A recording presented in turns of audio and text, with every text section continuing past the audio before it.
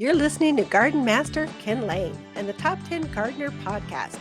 Welcome to the Top 10 Garden Show.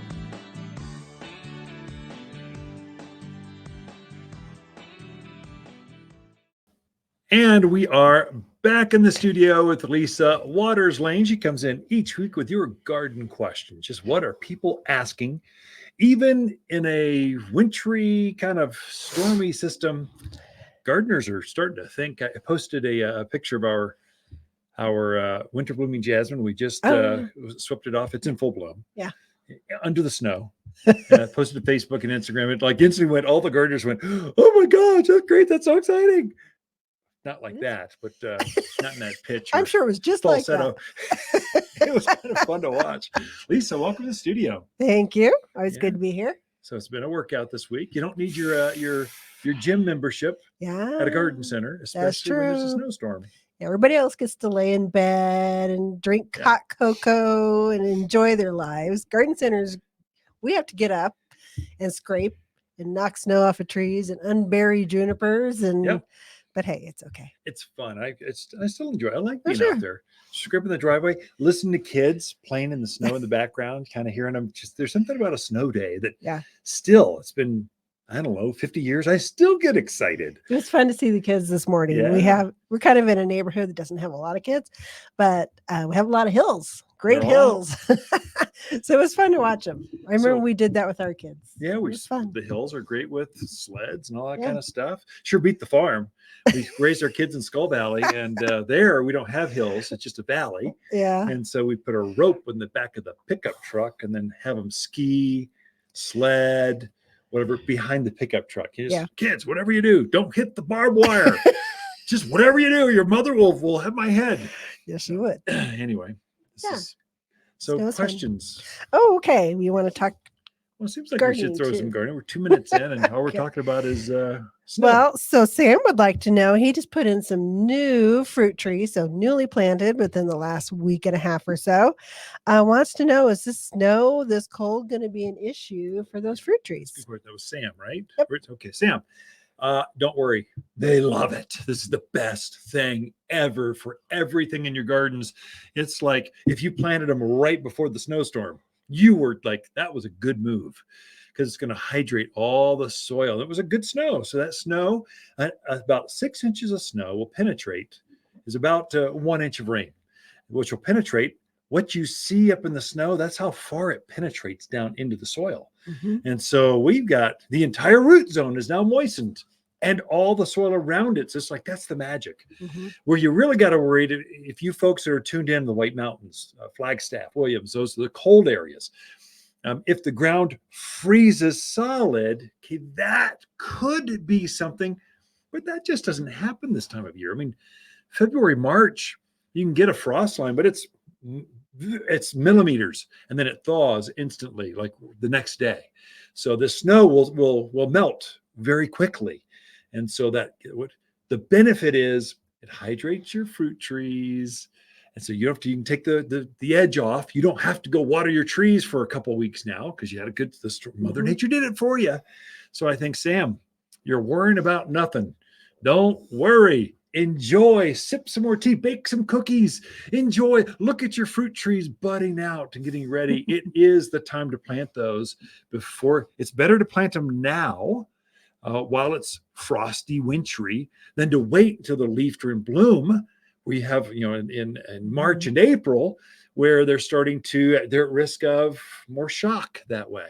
You're better off this way. Anyway, I would say make sure they're staked. Oh yeah, because we had quite a bit of wind with this last storm, and if you don't have them staked properly, they could break or they just get frozen weird. Yeah, so make sure you stake them. All your trees at least for 1 year, and then you're probably good to go. So they've got once they put on that next year's ring of wood, they pretty much solidify in that format. So that's good. Okay. So Jenny would like to know, her ornamental grasses took a beating with the wind, the rain, and the snow. Yeah, they did. Is it okay to cut them back now? And how far back should they be cut? Yeah. So Jenny, great question. So yeah, they're looking ugly. They're just beat up. The pampas grass, all those plumes are just laying on the side. They're just cut them right back to the ground. And so most ornamental grasses, you're cutting back to about ankle high. Pampas, that really ginormous one, okay, that one's maybe knee high, a little bit less. You'll know because you'll see all the last year's growth. Last year, there's this curly Q thing that happens underneath there. You'll know where to go. So just cut them back, fertilize them with the 744 all-purpose plant food, and they will take off with new growth here shortly. I mean, usually grasses start to grow in March. So we're talking days away at this point. So and you can tell the plants, they're budding out. They're starting to, I cut back our mums. You're starting to see the growth come up. The peonies, you can see the eyes starting to show. They're wanting to go. So just go for it. The other question I should answer, because I got this at Rotaries at a luncheon on Tuesday, Prescott Frontier Rotary, I remember. They were asking, oh, when can I prune back my roses? Hold off on the roses, because roses can be hurt by this kind of event. You want to keep that structure up over your roses for now, and then cut them back in March, because by March we're done. We can still see snow, but that cold, the bitter cold that comes right after the snow is far less likely in March. If you're to do that now, whenever the storm clears, there's this cold event that just gets spikes down real cold. That can damage a few more canes. And so you're left with, probably wouldn't kill the roses, but you'd be left with stubs instead of nubs. I don't know. You want your roses to be done, 3 to 5 canes about knee high when you're all done. You don't want, ankle high, because winter came and helped you even more. Okay. So, but yes, prune back ornamental grasses. Hold and off now's on time. roses. Yeah, Okay. Now's the time. Sounds good. So Tom would like to know, do you prune blueberries, or you just let them do their thing? Yeah, good. And the second part of the question is, when do you start to prune blackberries and raspberries? Sure. So great, Tom. Yes, you prune all those. Blackberries, you don't do a lot with them, but they can get this mangy. You give them a haircut, make them look shapely and pretty. So that's about all you do with those. Now, what was the other one? Blackberries and raspberries. Is that it? Mm-hmm. Blackberries and raspberries, prune them back now. So go for it. And generally speaking, now we get into caveats, little tidbits of different varieties. But generally speaking, what the encyclopedia, the garden books say is prune back last year's canes that fruited, leaving all the fresh new canes that grew last year that didn't really fruit. Those are the ones that are going to produce fruit this year. So you want to prune. That's both raspberries and blackberries. They're both the same. Marionberries, they're kind of all those brambles. They're the same. So cut back last year's cane that had fruit on it, and then leave all that entire cane, the whole thing. Don't cut it back at all. Just train it back to the fence or back to the guide wire, back to the wherever you want to keep it. And then that thing is going to load up with fruit this coming spring. So I don't have time to go into details on how to go all that. Come in and see us. If in doubt, take a picture, bring in, and we'll mark it on your phone. Here, prune this one out, prune this one out. And so now's the time. Now before the end of March. Okay. So some of the raspberries and blackberries they've come out with lately are more of a shrub form, like the shortcake varieties. Yeah. Is that kind of the same as a blueberry? Do they prune on old wood, new wood? I'm not sure. They've also got the new Gem series. So there's a new series that prunes on first year wood and second year wood, although there's more production on the second year wood than the first. But there's both. That's where we got to maybe let us know what variety, because we're talking, I don't know, there's like 100 different varieties. Grapes.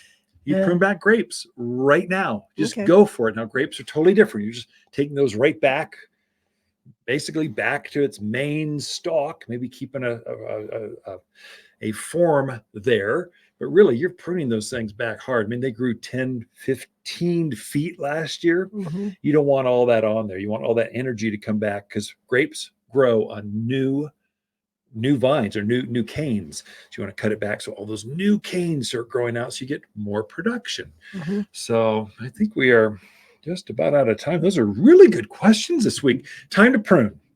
You should feel the urgency. Time to get your soil ready. You should feel the angst. You should, second that snow clears, you should be adding manures and fertilizer, getting those flower beds, getting the vegetable beds ready, because planting season is like days away. Good All time right. to put out your wildflowers. It is. Great time to put out wildflowers. Ken and Lisa Lain, the mountain gardeners. Be right back after this. Fruit cocktail trees turn any backyard into a veritable farmer's market. At Watters, we've grafted onto one tree different types of cherries, apples, and pears for easy backyard fruit picking. These small fruit trees grow in containers just off the patio in smaller yards. Anyone can grow a fruit cocktail tree. You'll find braided cocktail trees with multiple fruits beautifully braided into one tree. Fruit cocktail trees are ready to plant at Watters Garden Center in Prescott and wattersgardencenter.com. You're listening to Ken Lain, aka the Top 10 Gardener. Ken can be found throughout the week in Prescott at Watters Family Garden Center. Listen daily as he answers the top 10 questions of the week, streaming on Apple, Google, Spotify, or wherever you download your podcasts.